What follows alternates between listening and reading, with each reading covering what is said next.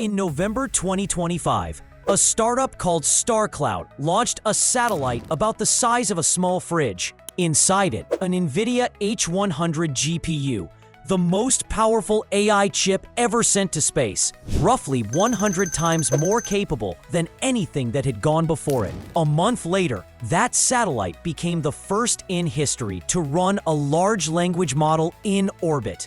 It trained a model on the complete works of Shakespeare from space. It ran a version of Google's Gemini AI from 500 kilometers above your head.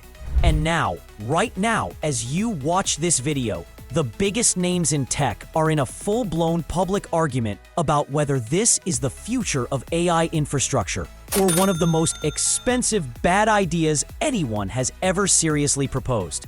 Jeff Bezos says we'll have gigawatt-scale data centers in orbit within 20 years.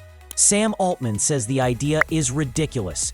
And just last week, SoftBank CEO Masayoshi Son said the entire premise doesn't make economic sense. So who's right? Let's find out. In 2025, AI data centers consumed nearly 264 billion gallons of water globally, just for cooling. A single ChatGPT conversation uses up to 25 milliliters of water. Multiply that across 900 million weekly users, and the numbers become staggering fast. On energy, data center electricity demand is projected to more than double globally between 2022 and 2026. A single large hyperscale facility can consume as much power as 80,000 households. Companies are scrambling to build new nuclear reactors and gas power plants just to keep up. And then there's land, permits, water rights, local opposition, regulatory delays. Building a large data center on Earth takes years, costs billions, and increasingly faces communities that don't want them. So the question people are asking isn't crazy. What if we didn't have to fight any of those constraints? What if we went somewhere with unlimited solar power, no water needed, and no planning permission required? What if we went to space? Let's be clear about something first. This is no longer just theory. Things have actually shipped. November 2025, Starcloud 1 launches. Y Combinator backed Starcloud, with NVIDIA's backing, puts the first H100 GPU into orbit aboard a 60-kilogram satellite. It's 100 times more powerful than any GPU that had ever operated in space. December 2025, first LLM trained in space. Starcloud 1 trains Nano GPT, a model created by former OpenAI co-founder Andrej Karpathy, on the complete works of Shakespeare. The model starts responding in Shakespearean English. It also runs Gemma, Google's open model built on Gemini technology, making it the first large language model run on a high-powered GPU in orbit. March 2025, a data center lands on the moon. Lone Star, a Florida-based startup, deploys a small data backup system on the lunar surface aboard the Intuitive Machines 2 mission. It's tiny, think the size of a book, but it worked. January 2026, SpaceX files FCC plans for a constellation of satellites designed for orbital AI computing. Blue Origin, Jeff Bezos' space company, files plans for Project Sunrise, a proposal for over 51,000 satellites built specifically for space-based compute. Starcloud files plans for up to 88,000 satellites of its own. This is not a PowerPoint presentation anymore. There are companies with hardware in orbit and billions in capital committed. Now let's steelman the space argument, because it's actually pretty compelling in theory. The solar power case. On Earth, a solar panel works maybe 6 to 8 hours a day at meaningful efficiency. Clouds, weather, night, all of it cuts into power generation. In low Earth orbit, a properly positioned satellite gets continuous, unfiltered sunlight, roughly 8 times more intense per square meter than a surface solar panel. Jeff Bezos put it plainly at Italian Tech Week in October 2025. These giant training clusters will be better built in space because we have solar power there 24/7. There are no clouds, no rain, no weather. He predicted that within 10 to 20 years, we'll begin building gigawatt-scale orbital data centers, and that they'll eventually beat the cost of Earth-based facilities. The cooling case. On Earth, Cooling data centers requires enormous amounts of water or energy-intensive chillers. In space, there is no water needed at all. Heat from the chips would travel through fluid loops into radiator panels exposed to the vacuum of space, where it's radiated away as infrared energy. Starcloud's CEO has argued their orbital facilities could achieve 10 times lower energy costs than terrestrial data centers. The infinite scalability case. On Earth, you run out of land, grid capacity, water rights. In orbit, none of those constraints apply. You can theoretically keep adding satellites, keep scaling compute, without fighting a single zoning board. And this isn't just Bezos talking. Former Google CEO Eric Schmidt has expressed support for the concept. Jensen Huang of NVIDIA, whose H100s are already in orbit, is clearly not opposed. Elon Musk has said he sees a path to launching 100 gigawatts of AI compute into orbit annually using solar-powered satellites. Now, here's where it gets hard, because space is not actually friendly to data centers. It just looks that way from a distance. Problem 1. The cooling paradox. Here's the thing about space being a perfect heat sink. It's technically true, but the mechanism is the problem. On Earth, cooling works through convection, air or water physically carrying heat away from surfaces. Convection is fast, it's efficient. It's why even a cheap desk fan can cool a CPU. In space, there is no air, no water. The only way to move heat out is infrared radiation, heat slowly emitting from surfaces as electromagnetic waves. To radiate enough heat from a serious GPU cluster, you need radiator panels with enormous surface areas. Engineers estimate potentially kilometers of radiators for a gigawatt-scale facility. All of that structure has to be launched into orbit, which costs a staggering amount of money per kilogram.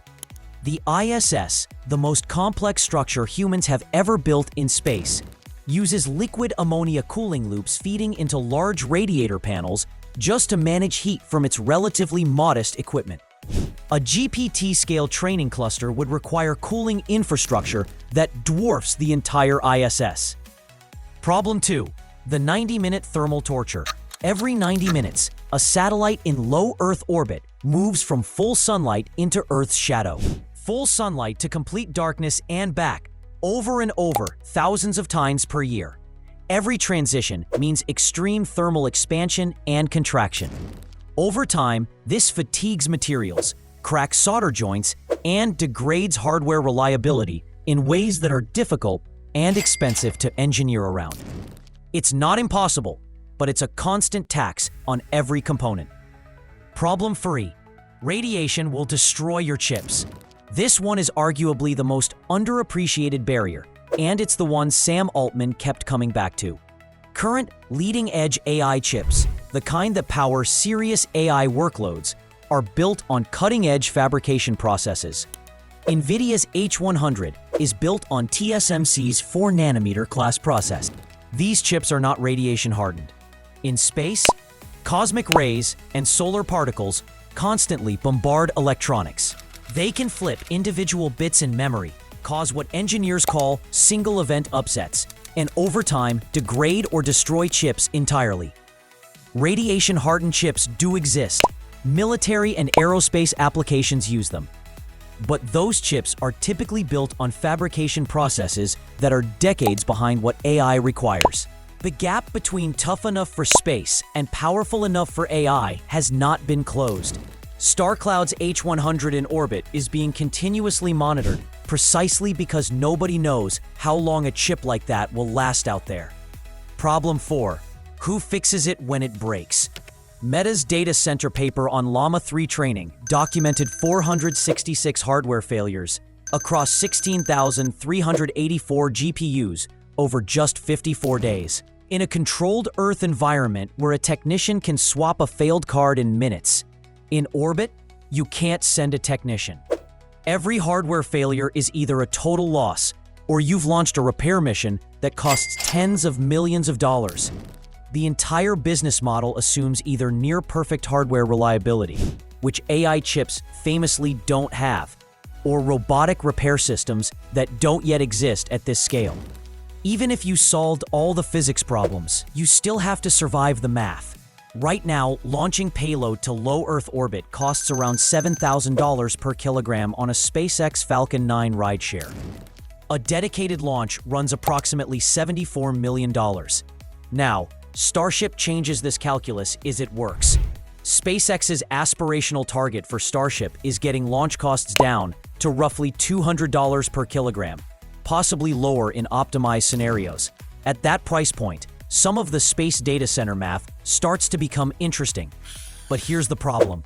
As of mid-2026, Starship has not completed a single commercial orbital mission.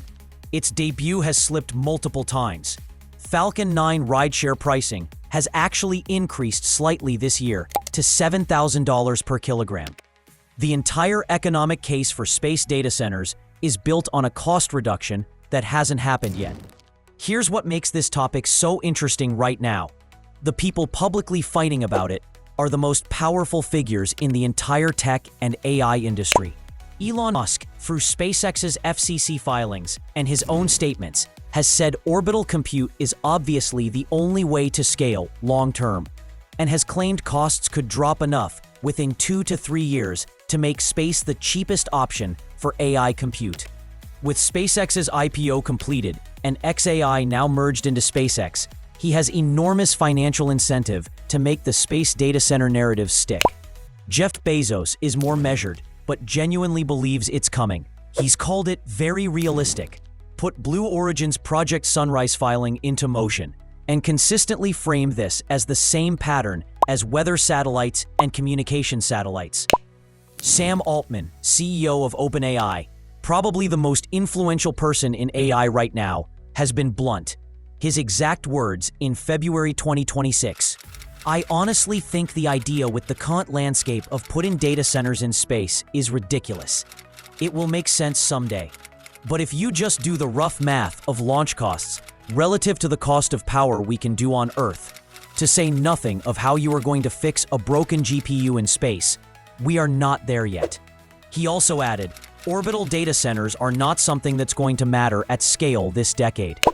Masayoshi Son, the SoftBank founder, who has backed some of the most audacious tech bets in history, made perhaps the sharpest argument of all at his shareholders meeting on June 23, 2026, just days ago at the time of this video. He pointed out that the main benefit of space data centers is supposedly saving on electricity costs. But electricity is actually a relatively small fraction of total data center operating costs. The bigger costs are chips, servers, and infrastructure. So moving to space to save on power doesn't pencil out when you're spending enormously more on launch costs, maintenance, and dealing with communication latency. His conclusion, in the battle for AI, the next few years will be far more important than what might happen a decade or so from now. The irony? Son himself is deeply invested in terrestrial AI infrastructure through SoftBank's Stargate commitments. Bezos has Blue Origin to sell. Musk just IPO'd SpaceX partly on the orbital compute story. And Altman is OpenAI's biggest advocate for ground-based data centers. Everyone in this debate has a financial interest in the outcome. Here's where I land on this. The problem is real. Earth-based data centers cannot scale indefinitely on current trajectories without serious consequences for energy grids, water supplies, and communities. That much is not in dispute. But the barriers are also real, and they're fundamental, not just engineering details to be optimized away. Radiation-hardened AI chips don't exist. The thermal problem at gigawatt scale requires infrastructure no one has built. Maintenance in orbit is essentially unsolved. And the economics only work if Starship delivers cost reductions it hasn't achieved yet. Now tell me what you think. Do you believe space data centers will be a real part of AI infrastructure within your lifetime? And if not space, what's the actual solution to AI's energy and water crisis? Drop it in the comments.